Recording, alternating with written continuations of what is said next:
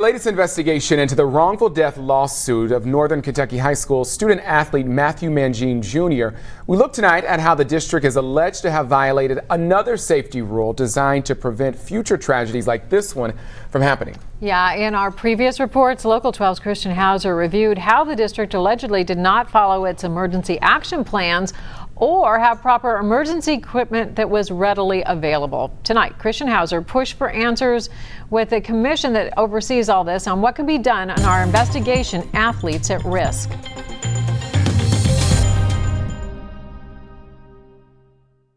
Over the past year, Local 12 Investigates has uncovered, through court documents, allegations that St. Henry and the Diocese of Covington did not have an emergency action plan, or EAP, in place for the soccer conditioning on June 16th of 2020 when Matthew Mangine Jr. collapsed. The lawsuit also claims St. Henry did not notify the Kentucky High School Athletic Association of not having an EAP, which would be a violation of the organization's self-reporting policy. Our Athletes at Risk project pushed for answers with KHSAA Commissioner Julian Tackett about the policies and laws. Who makes sure that the districts have the EAPs and that they are practiced so that they're not just sitting there on a shelf and no one knows about them? Well, the technical requirement is they just have to certify that they've got them.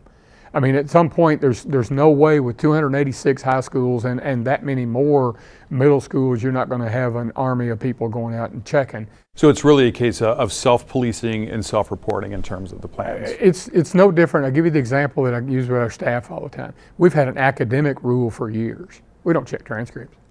You know, at some point it is self-policing. It is, they've done it, they know the risk of not doing it, they know the liability of not doing it, and their peers are watching, so is there that accountability? Nearly 13 years before Mangine collapsed, a Louisville area athlete named Max Gilpin collapsed and died during football practice. His death was the motivation for the creation of the EAP law.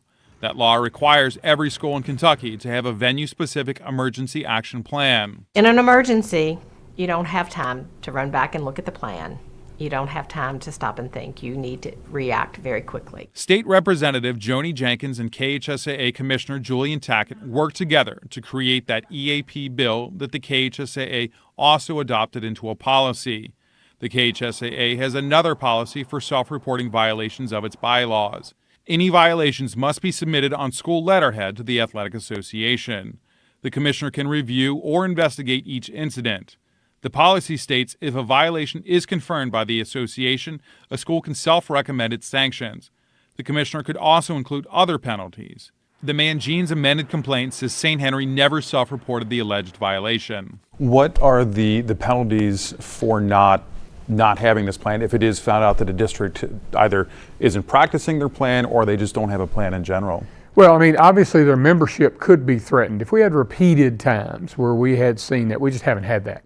In Lexington, Christian Hauser, Local 12 News.